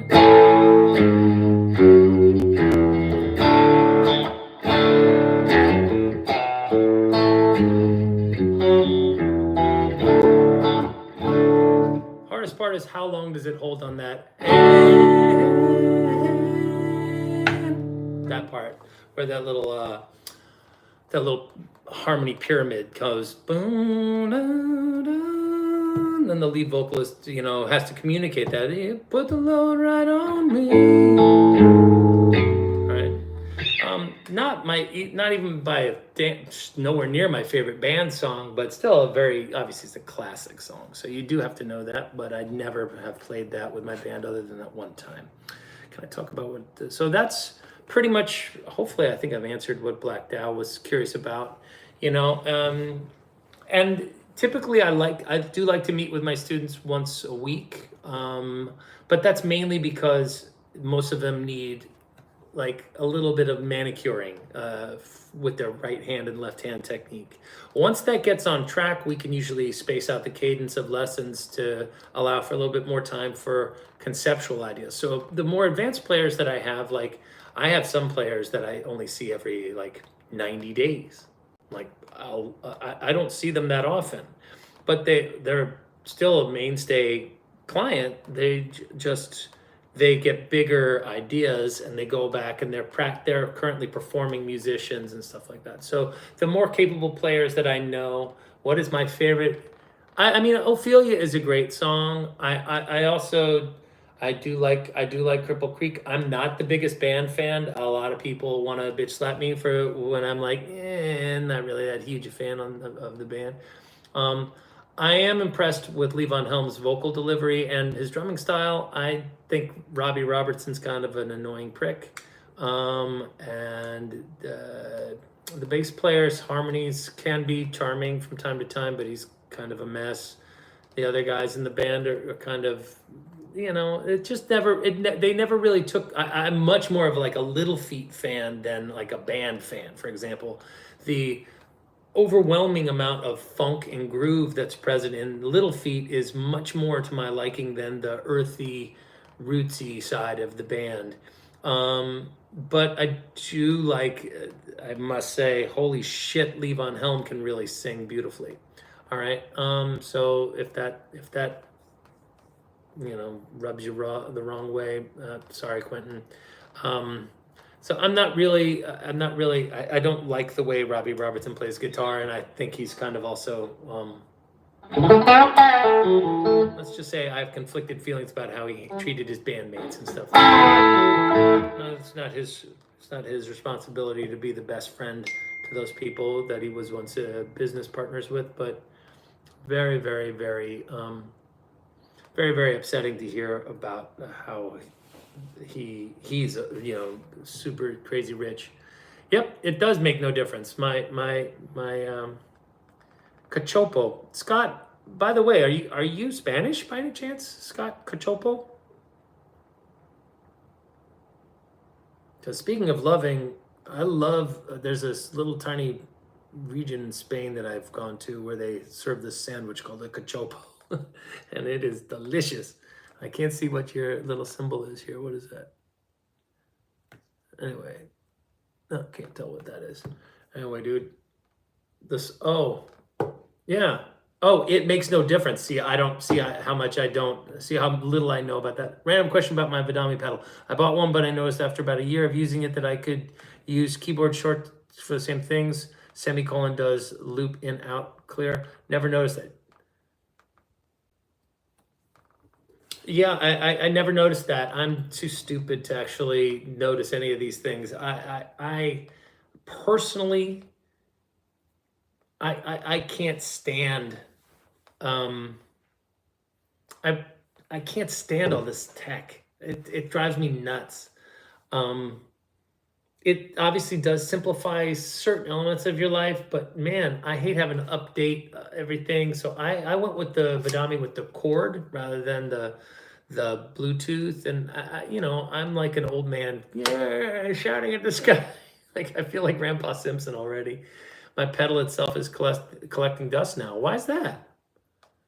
Dude, just get your after. Oh, you mean, now I know why, because you figured out how to do the same thing on your keyboard? I've never noticed that could be done, but maybe it makes sense. I also just like not having to put the pick down. Oh, yeah, I don't do that. And you can actually create a loop with the semicolon. I'm definitely going to give that a whirl. Yeah, I had no idea, but I guess it would make sense that that's like a hidden, that maybe that's like, a hidden in and out menu item or something like that. Once you know about it, you're like, oh, I don't need that. So maybe they knew about it and made something that can control that with your foot. I will say that I have a real fondness for the work that I've been able to get it together and use through that Vadami pedal is essential to me growing over the last 5 years for sure. Occasionally I'll make a guitar amp clock. That's my icon or whatever.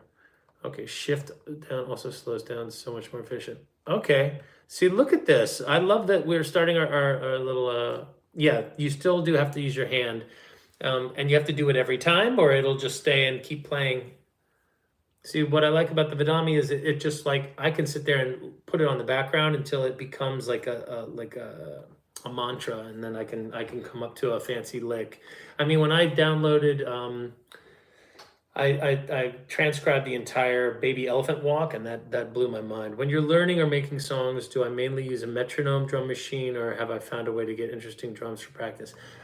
Usually, when I'm learning a song, I'm using the onboard looper. So if I'm working on when I'm working on how to get a solo together, I will usually break apart a little part of the song and loop it. So if let's say for example that I'm going back in time, all right, and I'm gonna learn how to play deal.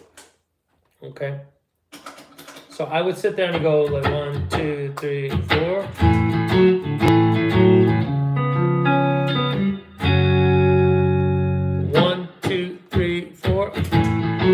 Right now I've got my background loop. All right, and I'm working on how to make the change.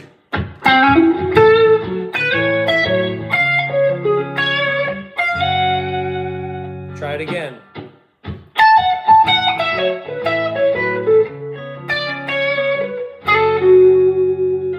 Again.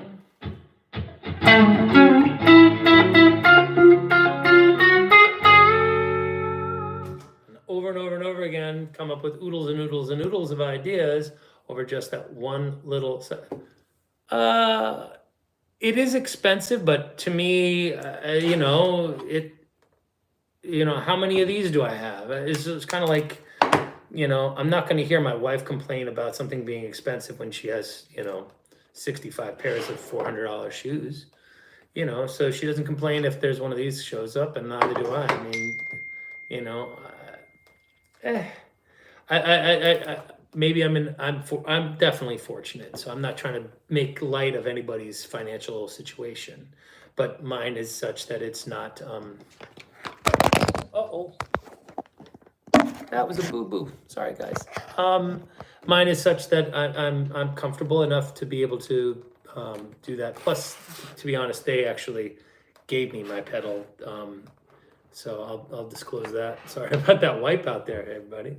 So that's how I practice. Okay, is I'll come up with a chunk of something, and I'll figure out how to make it more. Maybe not even at tempo. Like I'll come up with something like that, and I think one of the last songs I worked on was like "Lucky Old Sun" by Ray Charles. All right, so it's a great tune, right?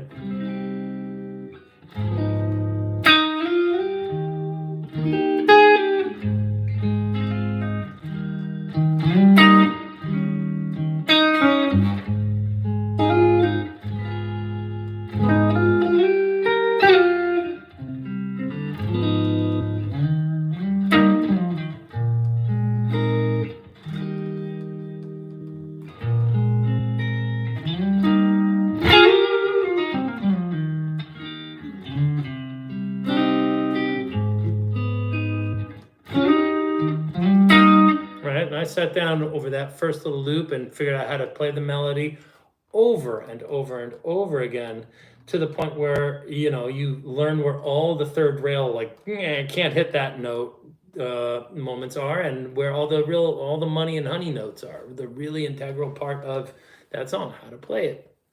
And largely that was because it's not in my comfort zone. It's out of E flat. It uses that crazy minor 4/6 chord right there. It can be something that I use every day. To be truthful, I haven't fired up my Vidami in about 4 months or 5 months. But again, I'm in a different position than a lot of players. I know that if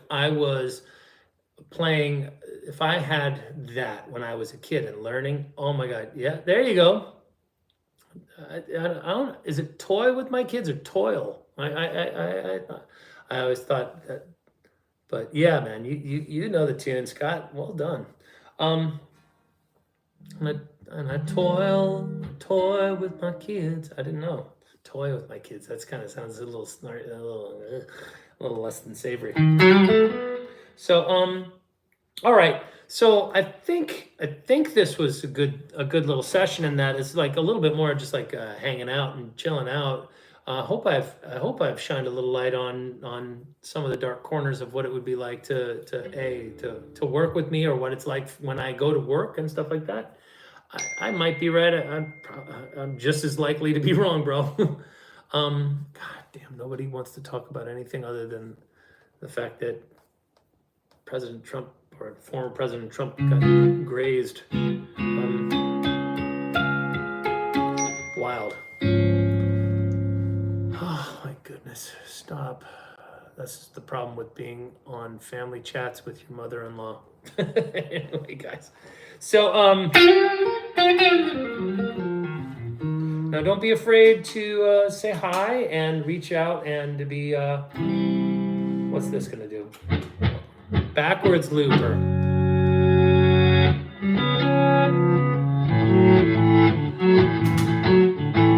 Yeah, sweet. Last but not least, I would try to encourage any and all of you to work on ear training. Okay, it's the single greatest thing that you can have is like hand-ear coordination when it comes time for the guitar. You're going to need to have like ready access to all the vocabulary and stuff like that. There's a great like symposium where Guthrie Govan is talking about the distinction between readily accessible stuff and oh yeah, sorry. I was reading a comment. Readily accessible vocabulary that you already understand at an intuitive level how to expand and contract and can really implement musically, versus like a newly acquired idea or concept that when you try to utilize that, it more often than not ends up sounding a little ham-fisted, right? You kind of like, it's not the most elegant application of the concept. So one of the things that I found really helped me over the years was taking something like, let's get rid of this looper for a second and come here, and maybe I can find,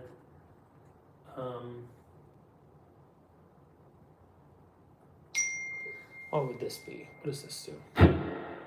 Yeah, if I did, so I did a,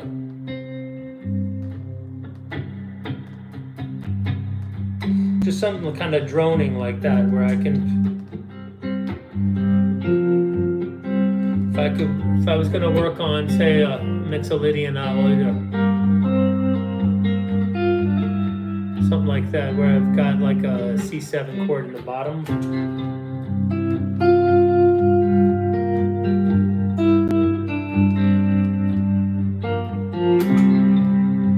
It's even better if it's in rhythm. 1, 2, 4.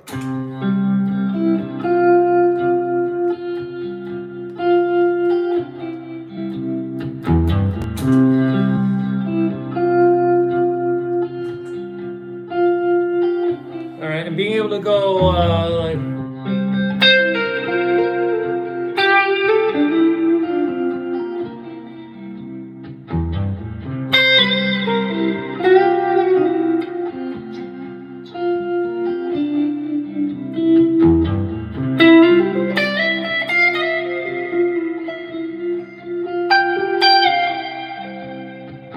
Spending some time sitting down with your eyes closed, hearing intervals in your head and chasing after your own little melodic demons, right?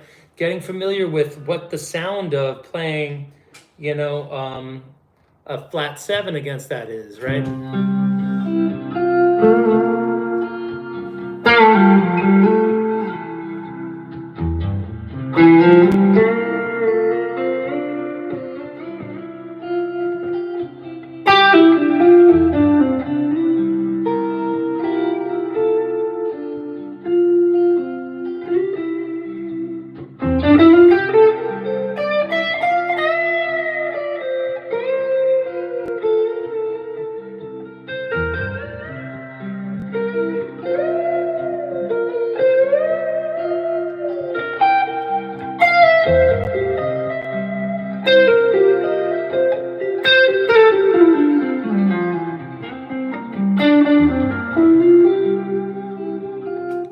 Try to make something pretty come out of you. It's really, really, really an important part of my daily practice where I mean, to be honest, I'll close my eyes now, but I spent many hours with the lights off trying to sing what I'm about to play. And it's kind of humbling to do that in front of people. Like if I'm sitting here doing my kind of a mix between some, George Benson style scat singing while I play ideas, but that's one of the best things you can do for yourself is to sit down and go.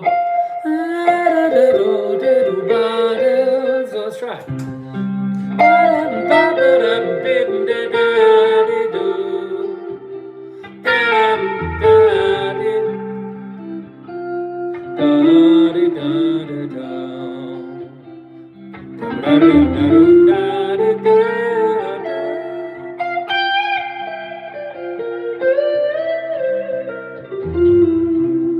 Kind of thing where I would sit down and try targeting flat 7. I'm not really targeting specifically the flat 7. I'm thinking about how to coax out the most out of that. Thank you. I'm trying to figure out how to coax the most of that mode out, right? It's also a great opportunity for you to see what things sound like. Let's create another loop. All right, let's ditch that and just have something without any modal specificity. Just a 1 and a 5 maybe, something like a.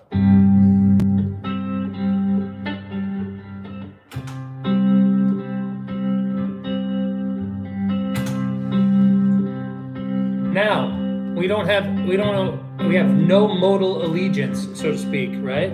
So we can sit there and go,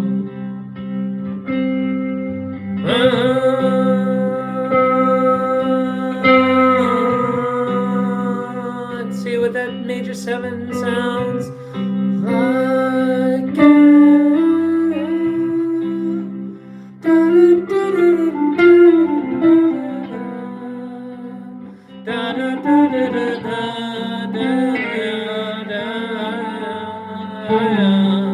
Right? Now, granted, I'm basically turning it into like some sort of right,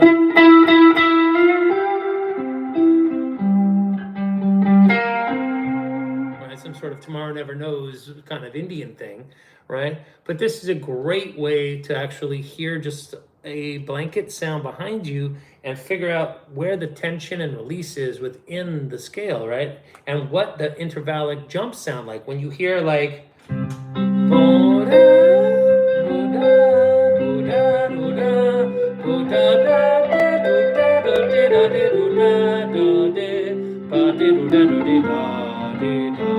if we're doing Lydian.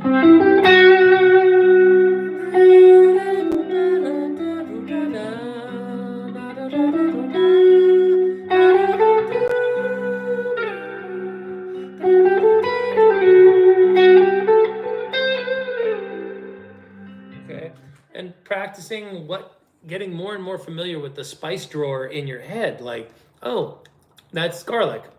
Oh, that's cloves. Oh, that's salt. That's pepper. Hot pepper. Holy shit. Like that kind of thing. Like you want to become familiar with all the intervallic information that's going on and be in tune with the instrument in the way that you are with your words. Like, I do not think about the next word I'm saying. I think about the overall concept that I'm driving towards it conversationally. Now, granted, this is a one-way conversation between me and a phone, and my understanding of there being some imaginary guitar symposium talk, TED talk kind of thing out there. The fact that 13 people are still watching this thing an hour into, well, 15 now, that, to me, I find that to be a total gas. But I'm willing to share my time and playing strategies and practice strategies with anybody who'll listen, because let's face it, it's fun. It is fun to think about and talk about. And like I said, it's helped me become a better player myself. So I am going to run away. I got to go upstairs. I got some chores to do, and I got to get out of my pajamas and kind of get on with my day. My wife was kind enough to kind of give me the day off here, and I decided I would tune in and say hello to everybody. And hopefully this is a good time for you all. So if you're interested in hooking up for guitar lessons, obviously that is what I do. I'm gonna have to put things on pause for a couple of weeks when I'm traveling in August. But in September, I'll be back and in full swing. So if anybody's interested in trying to set something up, obviously that's cool too. And if you want to come see me play, usually there's stuff on my Instagram or which is like Jacksnax for guitar, same kind of thing. Or over at what the hell else? I think I actually have a TikTok account, but I don't know how to do it. I'm too stupid. Oh, and obviously, if you're Facebooky, if you're a Facebook guy, you can find me there, Jack Divine, and look for this ugly mug, and hopefully we can chat there. Or if you want to, you can always email me at You can always email me at jack_divine DEVINE @hotmail.com. All right. I don't know what Shruti is, but I use the Tanpura tracks off of YouTube all the time. I fucking love those things. You put that on, and if you can handle hearing, it's really great. I'll practice just free singing, actually, no guitar against it all the time, but sitting down and going,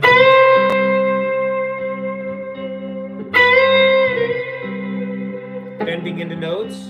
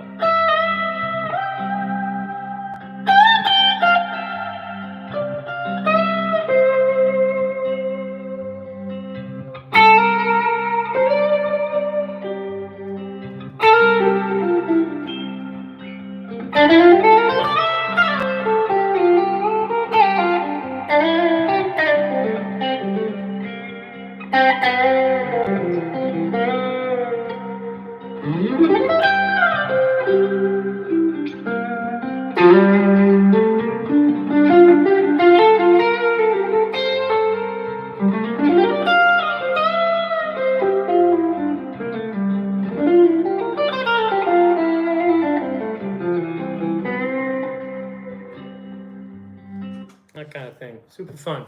All right, everybody. Peace, love, play guitar. All right, everybody take care of each other. I'll see you around, okay? Bye-bye. Oh. Gotta get rid of this thing. Hey, go away. Gotta get rid of this thing. Jane, stop this crap.